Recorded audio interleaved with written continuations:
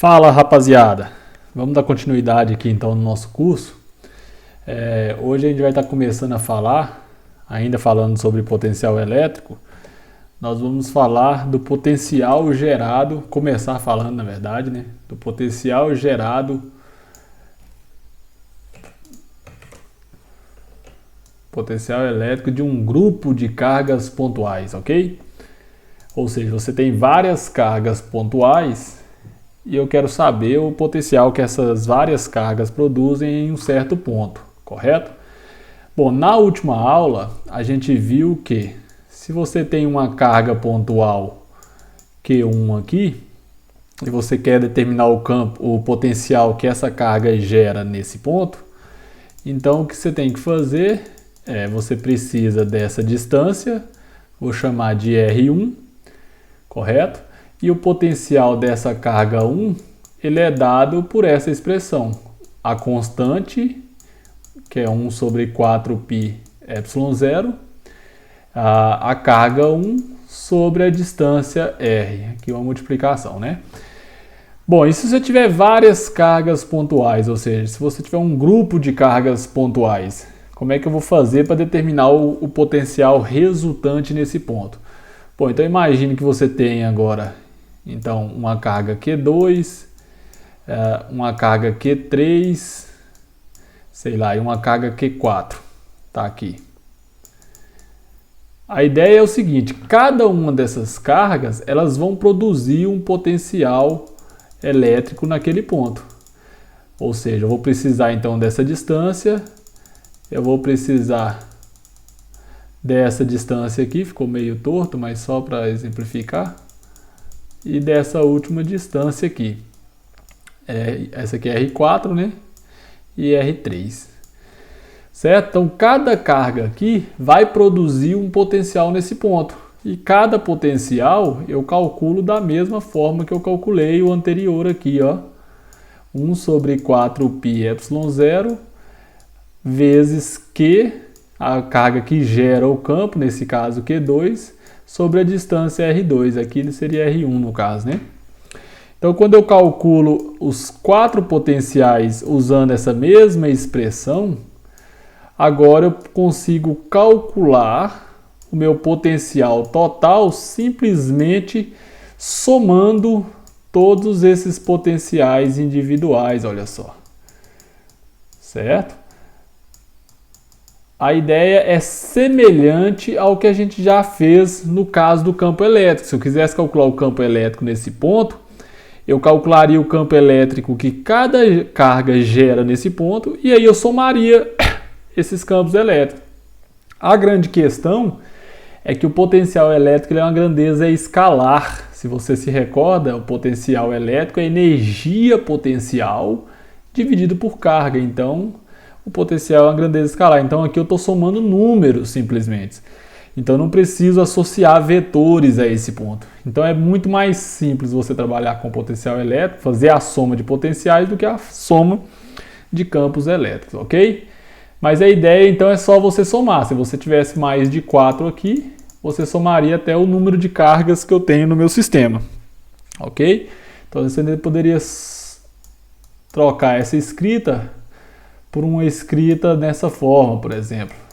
Você vai somar todos os potenciais com I variando de 1 até N, onde N representa o número de cargas que eu tenho.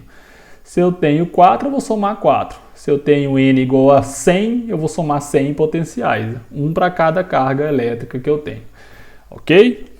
Então assim eu calculo então, o meu potencial elétrico de um grupo ou uma distribuição ali de cargas pontuais. Ok? Bom, agora se eu sair então de cargas pontuais e for então para um objeto extenso, digamos assim, como é que eu calcularia o potencial? Se eu estou falando de um objeto extenso, nada mais é, ou seja, eu estou falando de o potencial elétrico de uma distribuição contínua de cargas, certo? Aqui então a gente começa a estudar o potencial elétrico de uma vara carregada, por exemplo, um bastão uniformemente carregado, um disco, uniformemente carregado e assim por diante. Da mesma forma, do mesmo procedimento que a gente fez no cálculo do campo elétrico, certo? Então, como é que eu calcularia? Vamos tomar como partida aqui que eu queira calcular o campo produzido, ou campo não, perdão. Eu queira calcular o potencial elétrico de um bastão uniformemente carregado aqui. Vamos supor que esse bastão, essa vara, esse nosso sistema, essa linha de cargas esteja distribuída ao longo do eixo X, certo? Então, como padrão, vamos tomar aqui como sendo a origem, aqui o nosso eixo Y, por exemplo, certo? E aí vamos supor que eu queira calcular o potencial nesse ponto, correto? A uma altura, vamos chamar essa altura aqui de D, altura em relação à nossa barra aqui. Bom, o procedimento ele é semelhante ao que a gente fez no caso do campo elétrico. Como assim? Eu vou pegar um pequeno pedacinho dessa nossa barra, certo?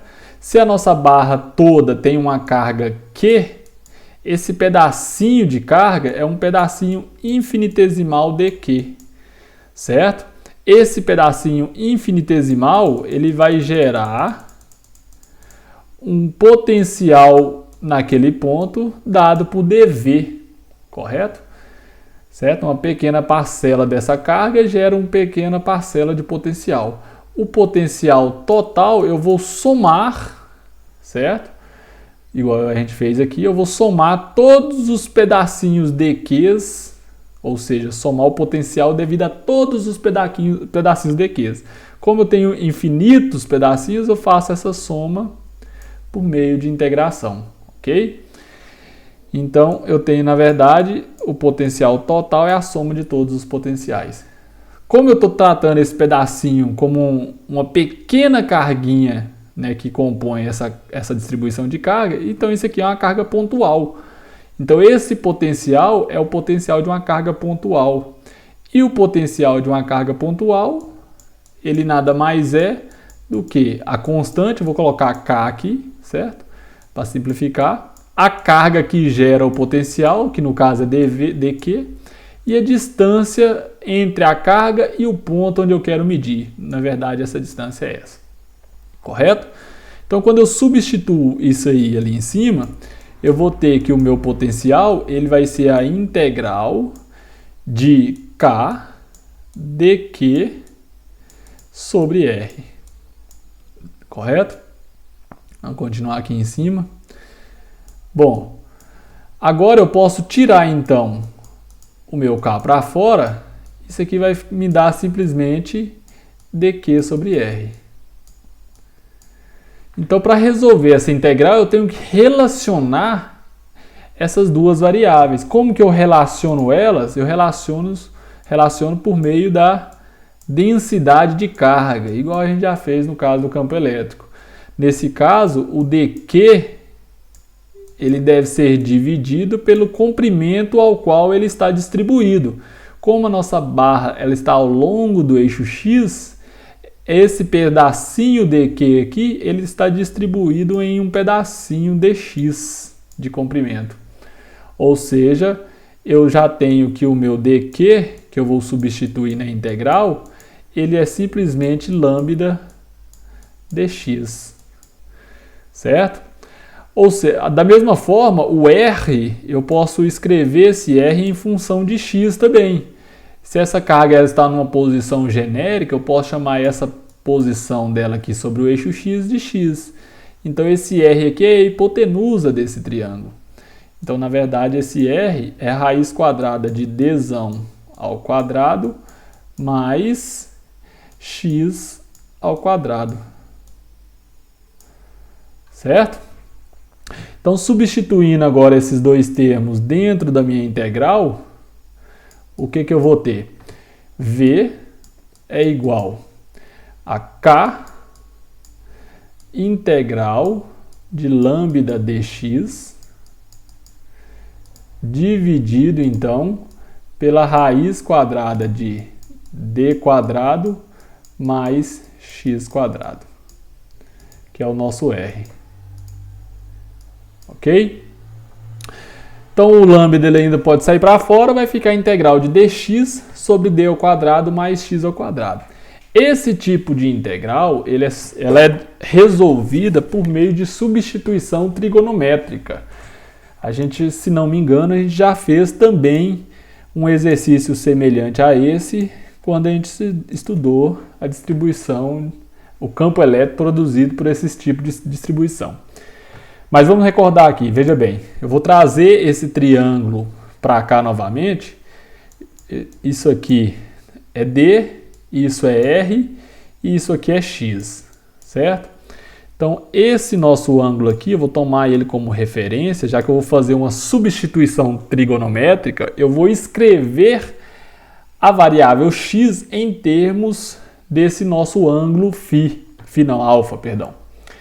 Como é que eu vou escrever? Veja que eu preciso de dx e preciso de x, correto?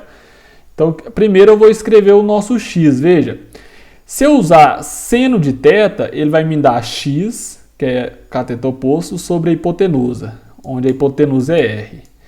Então, ele vai me dar x sobre raiz de x ao quadrado mais d ao quadrado. Ou seja, eu poderia usar o seno para obter a variável x, mas para isolar esse x em função de alfa se torna meio difícil. Agora, se eu usar tangente de θ, a tangente ela vai me dar x sobre d. Então é uma função muito mais simples de trabalhar, porque d é uma constante no problema, ele não varia. Então se eu uso tangente de alfa, isso aqui vai me dar, estou falando θ, mas é alfa, perdão pessoal. Isso aqui vai me dar cateto oposto sobre cateto adjacente. Então, veja bem, o x ele pode ser escrito como d vezes a tangente de θ, de alfa. Então, é muito mais simples você trabalhar com a tangente nesse caso. Correto? Então, continuando aqui de cima. Já tenho x, agora eu preciso de dx. Para obter esse dx, eu vou derivar o x em relação a alfa, veja bem. Quando eu faço essa derivada, o d é uma constante multiplicativa, mantém. Derivada de tangente nada mais é do que secante ao quadrado de alfa. Então, quando eu isolo o meu dx, que eu preciso, isso aqui vai me dar d secante ao quadrado de alfa de alfa, correto? Então veja que eu já tenho o dx e já tenho o x. Então nós vamos substituir na nossa integração ali. Então v vai ficar k, já vou tirar esse lambda aqui para fora também. K lambda integral de dx, quem que é o dx? Então vai ser secante ao quadrado de alfa, de alfa, tudo isso dividido por quem? Por raiz quadrada de d ao quadrado mais x ao quadrado. Lembrando que x é d tangente, então vai ficar x ao quadrado d tangente ao quadrado de alfa. Tudo isso aqui dentro da raiz. Correto? Bom, agora eu posso simplificar esse nosso problema aqui usando aquelas relaçõezinhas básicas de trigonometria. Veja bem o que eu vou fazer. Eu vou trazer primeiro aqui para simplificar a nossa integração, vou trazer o d para fora e vou fazer isso aqui, ó.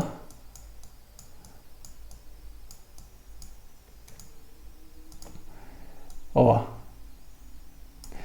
Primeiro eu vou colocar o d em evidência, veja bem. Vai ficar 1 mais tangente ao quadrado de alfa.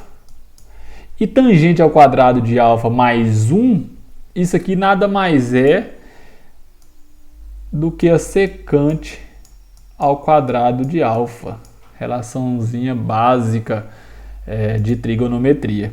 Então, veja bem, isso aqui vai me dar k lambda d integral, Poderia estar fazendo assim, ó. Poderia estar copiando isso aqui, quer ver?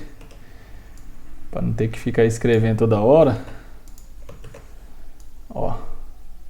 Repetindo a nossa expressão aqui. O que muda é que isso aqui, então, vai me dar secante ao quadrado de θ. Secante ao quadrado de alfa. Correto? Ou seja, agora, voltando aqui para o início,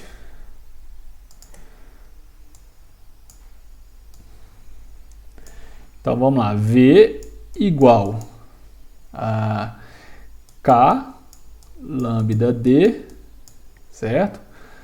Integral de secante ao quadrado de alfa d alfa, isso tudo dividido por o D raiz de D vai ser simplesmente D, raiz de secante ao quadrado é secante.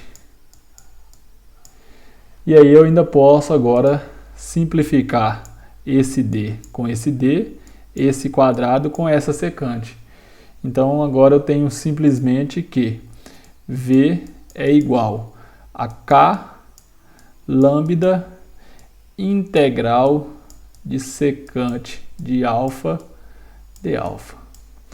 Ou seja, a integral de secante de alfa d alfa, aí a gente vai usar aquele nosso artifício, veja bem. Eu vou escrever essa integral da seguinte maneira. Secante de θ, de alfa, perdão, e vou multiplicar essa função em cima e embaixo por esse termo aqui, ó, tangente mais secante de alfa.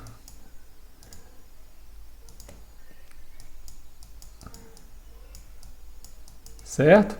Quando eu faço isso aqui vai me permitir, então, resolver agora a nossa integral por meio de uma substituição simples, onde eu vou estar chamando isso aqui embaixo de U, certo? Então, veja bem, U vai ser nossa tangente de alfa mais secante de alfa. Então, quando eu derivar U, vai me dar derivada de tangente é secante ao quadrado de alfa. E derivada de secante é secante de alfa vezes tangente de alfa. Ou seja, exatamente o que está aqui em cima, veja bem. Aqui em cima você tem secante vezes secante, secante ao quadrado. Secante vezes tangente, está aqui secante vezes tangente. Então eu posso passar agora, como eu derivei isso aqui em relação a alfa, eu passo o d alfa para cá. Está aqui o d alfa aqui.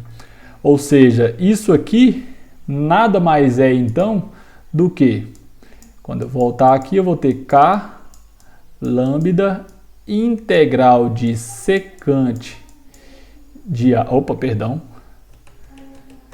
Isso tudo aqui que está em cima é o du. É exatamente isso aqui. Certo? E o que está embaixo é o U. Ou seja, vai ficar du sobre U. Du sobre U nada mais é do que ln de U. Certo? ln de U. Veja que eu ainda tenho que aplicar os limites de integração aqui, tá? Vou deixar uma estrelinha aqui para depois a gente aplicar eles. Então, veja, V igual a K lambda ln, quem que é U? U, na verdade, é isso aqui. É tangente de alfa mais secante de alfa. Certo? Então, agora a gente vai ficar com... Quando eu jogo para cá, eu vou ter... Veja que eu tenho que aplicar os limites de integração ainda. Mas eu só conheço os limites de integração para x. Eu ainda não tenho a minha variável alfa, que eu defini a princípio. Eu usei o alfa para poder resolver a função. Então, quando eu voltar para x agora, o que que isso vai ser? ln de tangente de alfa, se eu recordar aqui no triângulo aqui, quem que é a tangente de alfa? Ela é x sobre d. Então, vai ser x sobre d. Isso é a nossa tangente. Quem que é a secante de alfa? Secante é o inverso do cosseno. Se o cosseno é D sobre R, então a secante é R sobre D. Então a secante vai ser R, que é raiz de x ao quadrado, mais D quadrado sobre D. Certo? Na verdade isso aqui, Dzão maiúsculo, né? Eu coloquei minúsculo aqui. Vamos apagar esse Dzão aqui. Então eu vou ter que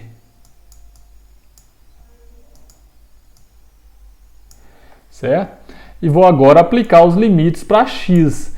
Como eu estou somando agora todas as pequenas, eu calculei o potencial de todas as pequenas carguinhas, quando eu somar a primeira aqui, ela vai estar numa posição x igual a zero, e vou somando todas as cargas até chegar na posição x igual ao comprimento da barra. Então vamos chamar que essa barra aqui, ela vai ter um comprimento L. Então isso significa que esse x ele vai variar desde 0 até o comprimento da barra L. Então eu posso colocar aqui, vai desde 0 até o comprimento L da barra. Joia? Então quando eu fizer agora a nossa substituição, isso aqui vai me dar K, lambda, K lambda, Ln de... Eu tenho que substituir toda essa função por L, menos Ln de toda essa função pelo de baixo, certo? Trocando x pelo de baixo. Então isso aqui vai me dar o quê? L mais raiz quadrada de L ao quadrado mais D quadrado, certo? Tudo isso aqui sobre D, menos Ln de toda essa função, agora colocando agora, onde tem x eu vou colocar 0. Tá meio curto aqui, mas vai dar para fazer. Veja bem, onde for x eu vou colocar 0. Então aqui vai ficar 0 sobre D, mais raiz quadrada de D ao quadrado sobre D. Ou seja, raiz quadrada de D ao quadrado sobre D é 1. E aqui então eu tenho Ln de 1. E Ln de 1 é 0. Então, na verdade, o nosso potencial, deu para escrever agora, vai ser, vou colocar agora o que seria o nosso K, 4πε0, porque aqui agora eu já vou colocar a resposta. Esse lambda é a densidade de carga. Como a densidade é uniforme, eu vou pegar então a carga total e dividir pelo comprimento total, veja bem. Então, isso aqui eu posso escrever como Q sobre L e o Ln de, esse termo aqui que sobrou, L mais raiz quadrada de L ao quadrado mais D quadrado, isso tudo dentro da raiz. E agora eu vou colocar o denominador comum D. Então tá aqui a nossa resposta do potencial produzido então por essa barra uniformemente carregada. Veja bem, aqui eu calculei então o potencial nesse ponto. Eu poderia ter calculado o potencial num ponto simétrico aqui no meio da barra, poderia ter calculado o potencial à direita da barra, então tem vários outros pontos aqui que dá pra gente explorar, que eu vou deixar como exercícios para vocês estarem fazendo, ok? Bom, pareceu difícil, mas a ideia ela é simples, é você pegar, seccionar então, né, a barra em pequenos pedacinhos. Se a carga total é Q, eu vou pegar um pedacinho de Q. Esse pedacinho gera um potencial lá onde você quer determinar, certo? E o potencial total é a soma por esses potenciais. Cada um desses potenciais é o potencial de uma carga pontual. Substitui ele aqui. Então a ideia é que você vai sempre partir de uma soma de potenciais de cargas pontuais, né? Mas aí a soma vai depender da sua distribuição. Então a forma da integral depende então da forma do seu problema. Parece difícil, mas tem outros problemas mais fáceis. Por exemplo, vamos calcular agora o potencial de um anel carregado.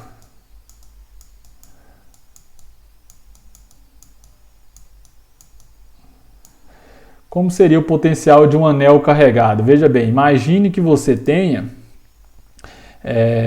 um anel aqui.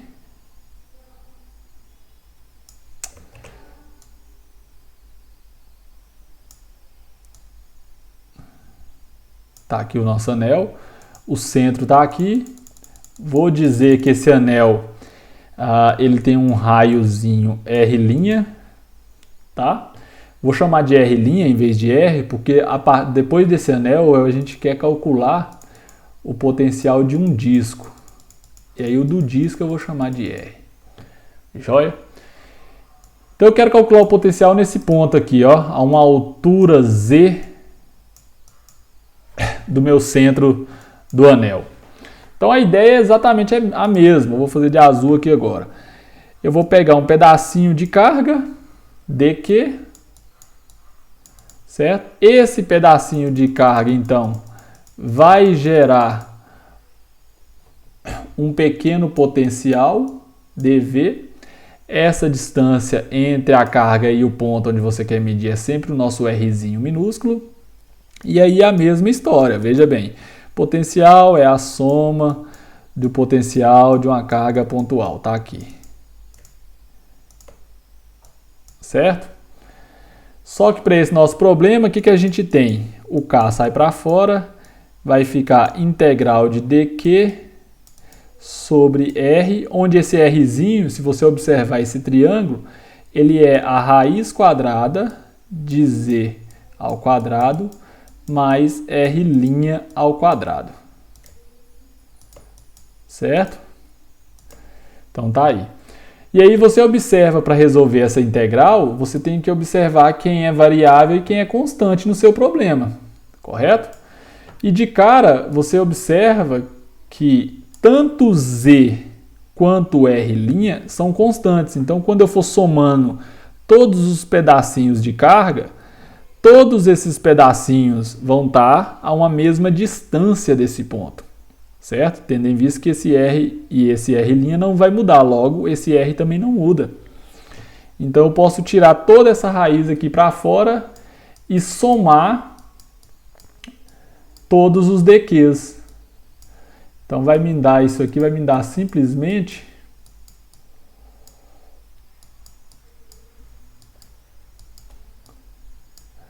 integral de dQ.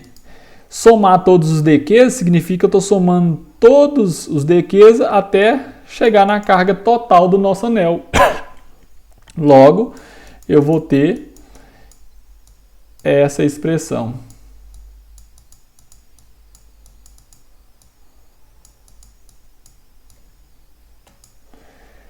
Vezes Q. Correto? Então, esse aqui é o nosso campo do anel. Agora, a partir desse campo do anel, eu posso determinar o campo de um disco carregado. Disco carregado.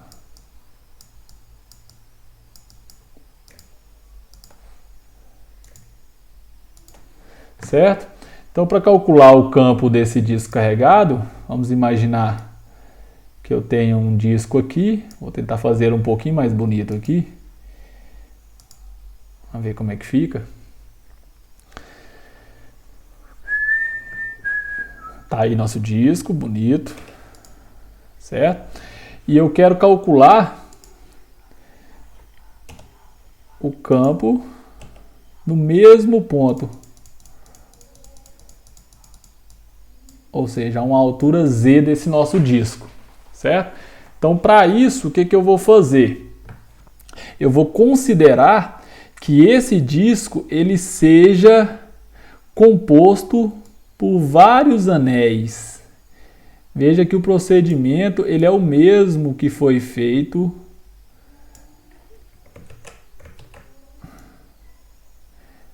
no caso do campo elétrico, né?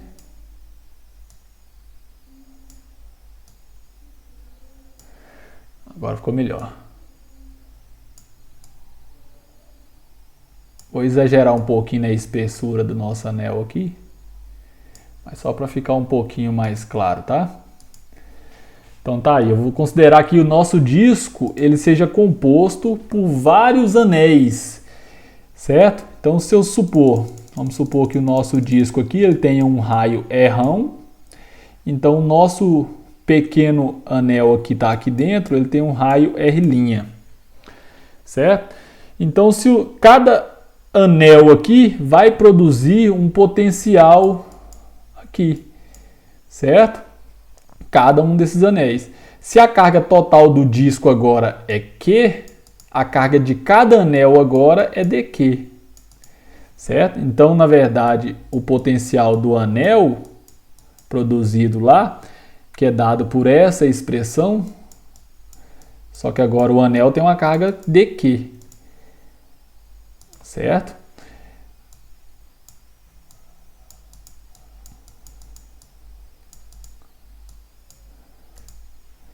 Então, na verdade, o que eu tenho que fazer para obter o campo resultante agora é somar, por meio de integração, o potencial de todos os anéis, certo?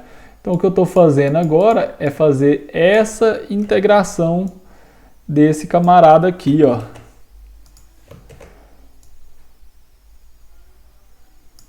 Tá aí. Opa. Certo? Então vamos lá, vamos fazer essa integração. Observa que agora o Z continua constante, mas o R' ele é uma variável no problema, porque eu estou somando vários anéis, desde aquele anelzinho com R igual a 0 até o último anel aqui na borda do meu disco, certo? Então esse R' ele é uma variável, então eu preciso relacionar o elemento de integração dQ à nossa variável R'. Como que eu vou relacionar isso? Eu vou usar uma densidade de carga. Só que em vez de lambda, agora a gente tem que usar a densidade sigma, porque eu estou trabalhando com a distribuição de carga superficial. Certo? Estou considerando um disco, não é simplesmente uma linha de cargas mais. Então, esse nosso dQ, ele está distribuído numa superfície, que é a superfície desse anel aqui. Por isso que eu coloquei um pouco mais grosso aqui. Então, esse dQ está distribuído nessa pequena superfície aqui.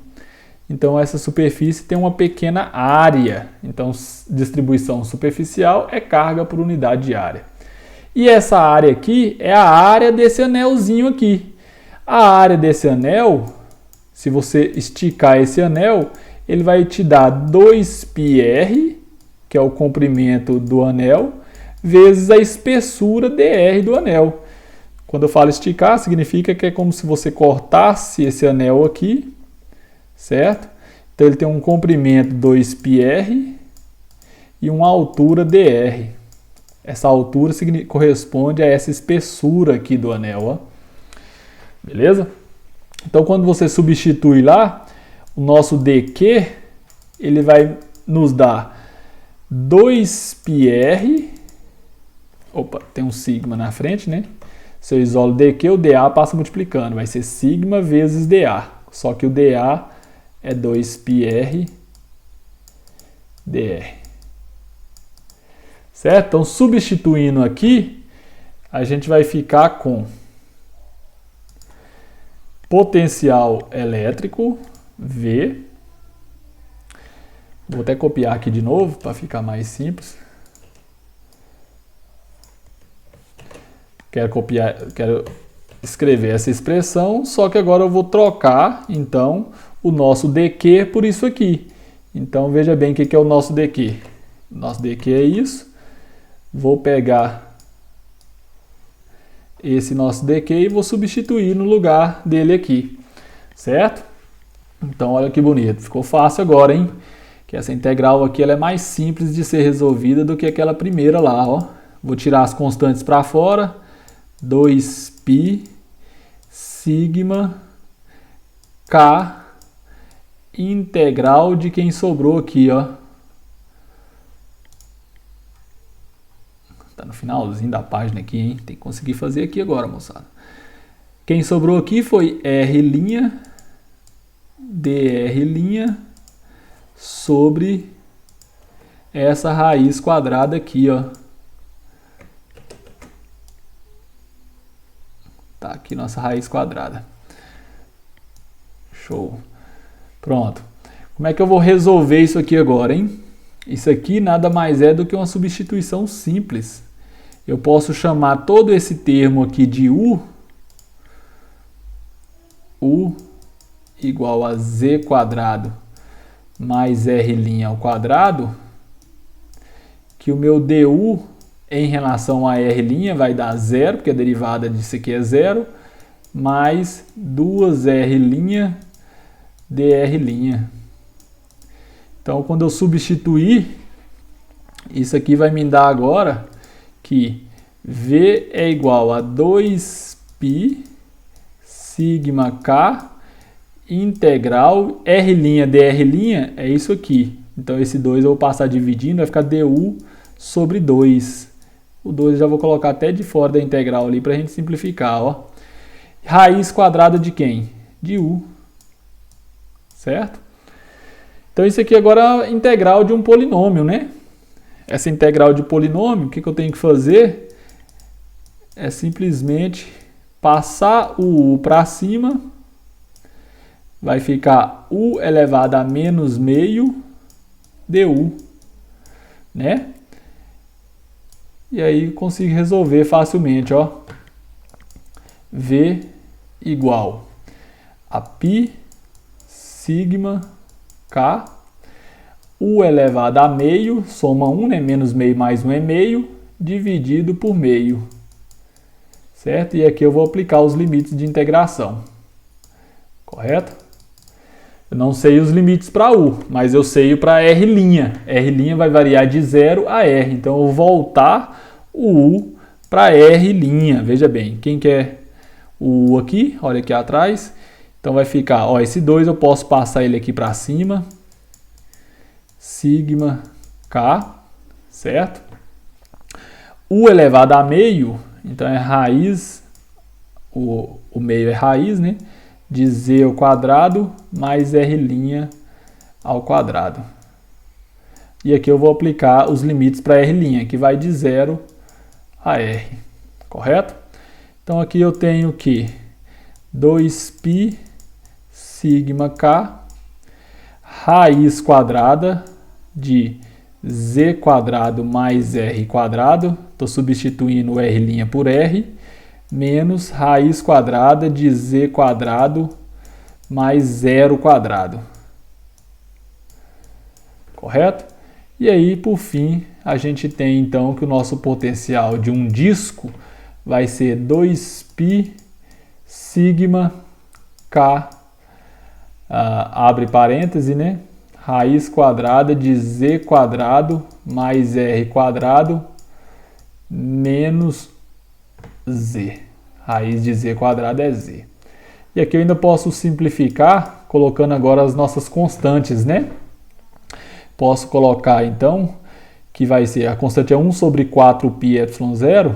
Então, simplificando com 2π, vai ficar 2ε0. Podem conferir aí. Sobre, vezes, né, a raiz de Z quadrado mais R quadrado menos Z. Ok, pessoal? Então tá aqui o potencial de um disco carregado. Então veja que a forma de integração vai depender muito do seu problema. Mas a ideia inicial é sempre a mesma, ok? Então vou deixar uma lista aí sobre distribuição contínua de carga, certo? Com algumas outras distribuições aí. E vocês façam para poder dar uma treinada, ok?